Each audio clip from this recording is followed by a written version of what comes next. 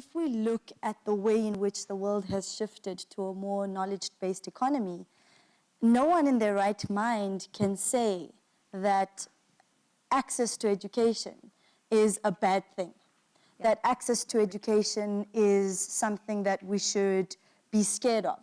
However, when we speak about free education, we're not naive in that nothing is ever free, and somebody's got to pay.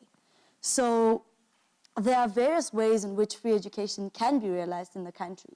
But the fact of the matter is that the systems that exist right now in our higher education institutions are unsustainable. And what the Fees Must Fall movement did very successfully was to show that this is not going to go on. Students and young people are not going to constantly be okay with being excluded from the system, because it's not just a question of there not being an equal footing once you're inside a higher education institution, because of the dichotomous nature of our institutions, where there's a university for the rich and there's a university for the poor.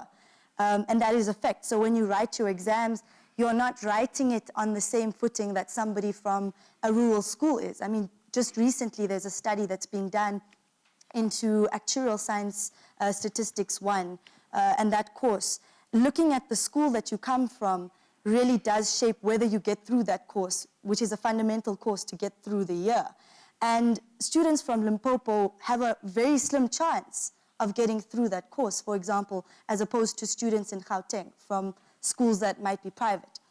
So I think, you know, the question of free education is a complex one, and how we achieve it is a complex issue. But what young people have been pushed into a corner with is that we can no longer not be a part of the decision-making processes in this country, because they affect us at the end of the day. So our silence has been deafening.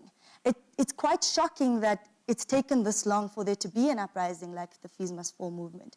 And as a young person who's been in this institution, Wits University, for 4 years now, I've got my undergrad, going into my honors, it really hurts to see that the same issues that the youth of 1967 were fighting, we're still fighting now.